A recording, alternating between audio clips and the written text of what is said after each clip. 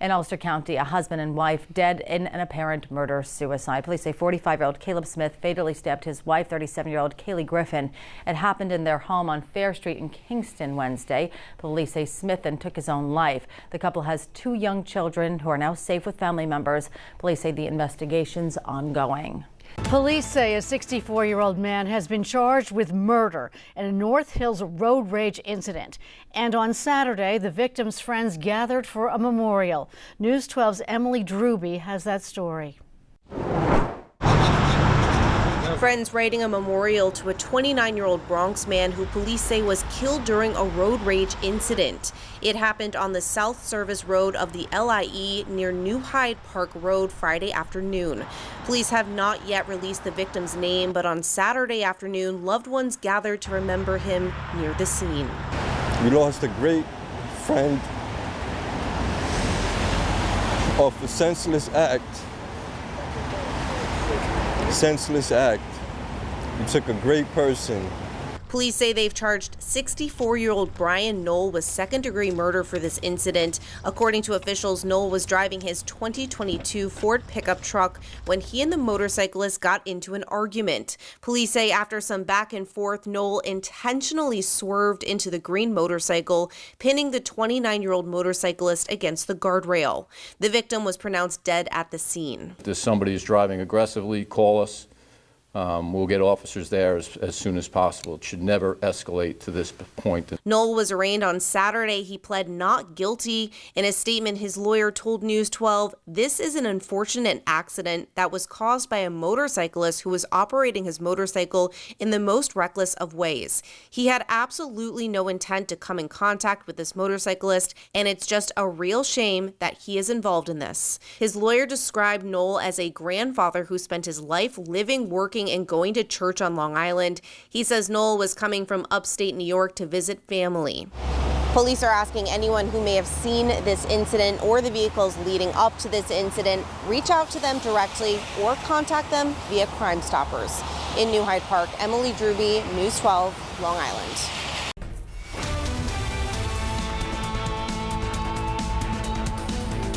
I'm Eric Lanskroner. Breaking news right now. Missing Princeton student Lauren Blackburn has been found dead. The 23-year-old from Indiana was reported missing last Saturday. His body was found at Lake Carnegie this morning. The cause of death has not been released. Thanks for joining us tonight on News 12. I'm Kurt Sieglin. After a long week for residents living near the Ocean County wildfire, firefighters are hoping the weather is finally going to work in their favor this weekend. News 12 in Jersey's Amanda Lee joins us with the latest tonight from the command post in Waretown. Amanda? That's right, Kurt. All week, those living in Lacey and Ocean Townships have been dealing with that thick smell of smoke throughout the air and very hazardous air quality. Firefighters have been hoping for rainfall this weekend, but it doesn't seem like it's going to be enough to help. Blankets of ash and ember across the Pine Barrens, overwhelming neighborhoods with smoke. This morning, you couldn't see 10 feet in front of you. That's how heavy the smoke was. At this point, firefighters contained 60% of the 15,300-acre wildfire that started burning on Tuesday. Hopefully this fire is almost completely out. From what I've seen, a lot of it's pretty much done for, but it's just still got a little heartbeat. Now, both residents and fire units are waiting on the same thing. Now we're like asking ourselves when it's going to rain for sure. We're praying we get a good soaking, something decent enough to put out whatever embers are still floating around. Saturday morning showers are expected to be light, too light to make much of an impact, unfortunately. Saturday afternoon showing possible thunderstorms and lightning, which could reignite the blaze. Chances are small, but officials say all it takes is a small spark. These fires have a capability of just kind of driving that energy and building off of themselves. Sunday's weather won't be much help either, with wind gusts expected to pick up in the morning and into the afternoon. You're trying to just not go where the wind's blowing. And Dave, everyone's hoping that meteorologists are wrong about the forecast this weekend and we get a nice downpour here in Ocean County. Yeah, that is going to be the big question, Amanda, is if we are going to see some significant rain down towards the south. There will be some passing showers, and anything is going to help, but we really need a good almost all-day soaking to really saturate the soils down there in southern sections of Ocean County. We'll see some passing showers, but we're also talking about the opportunity for some thunderstorms. Thunderstorms on their own can produce gusty winds and lightning, which could reignite some fires, and then we could also be looking, as those storms pass, a big kick in the winds for Sunday. We might be looking at winds gusting to 35, 40, maybe upwards to 45 miles an hour. So if we don't get that significant rain, well, now there's still some embers burning, and they've got the winds changing direction and blowing even harder for Sunday, which could re-energize the fires again as we get into the second half of the weekend. As it stands right now, thinking about between 1/4 of an inch to about 1/2 an inch. Maybe we're looking at a good, 4/10 to 1/2 an inch of rain down there in southern sections of New Jersey. That would be beneficial, but I don't think it's going to be enough to really put things out. We're looking at the clouds continuing to collect. Rain showers will be developing slowly after about midnight. Already starting to see some showers and some thunderstorms off towards the northwest corner of Pennsylvania, but there's really not much down towards the south just yet, and that's where we really need it to be. So our first forecast, temperatures are warm for tomorrow.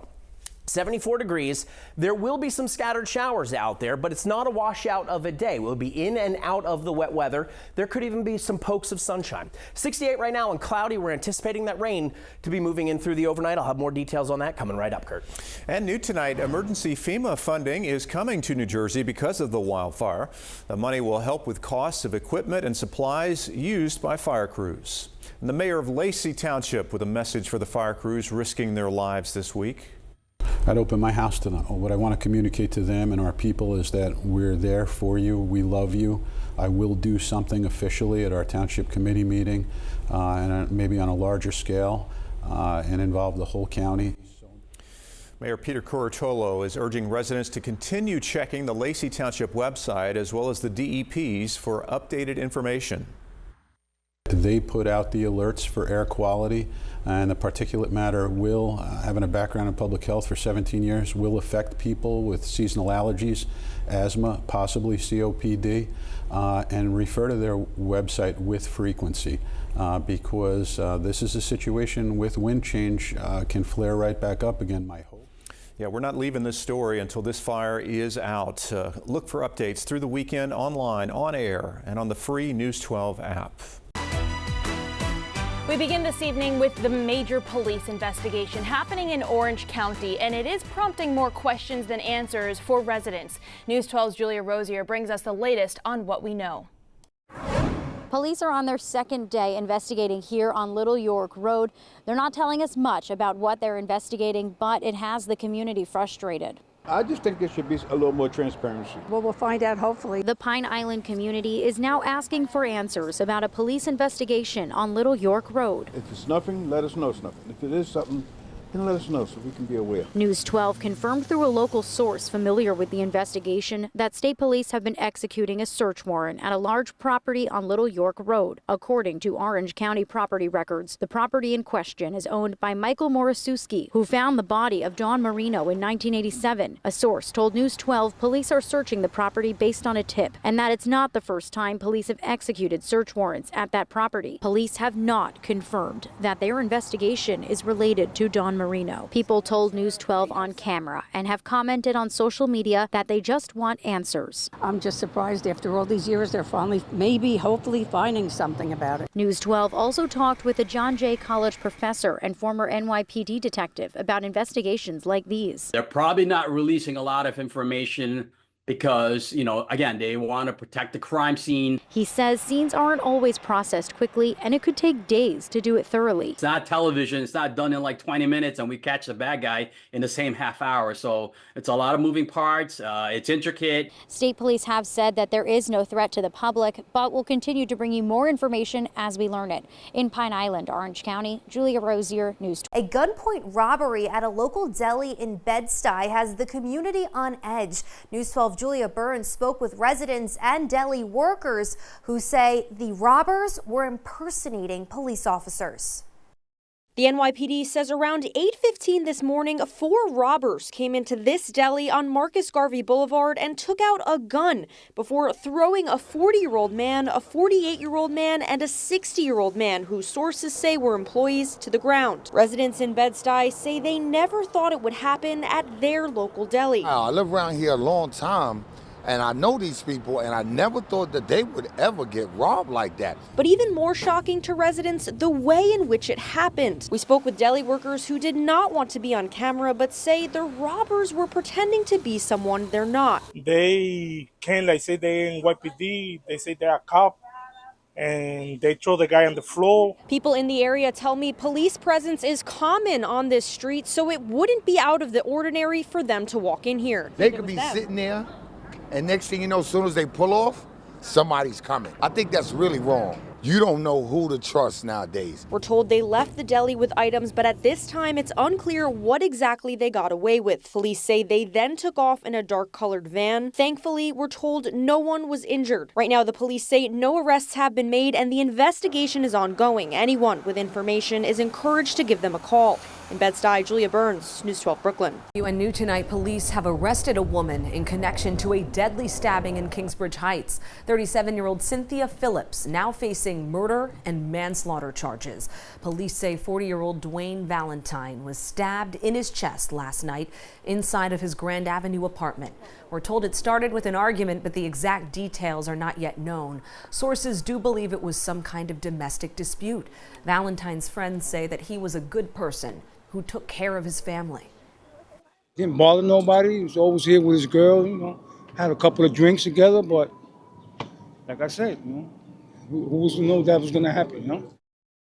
And right now we are working to determine the relationship between Phillips and Valentine.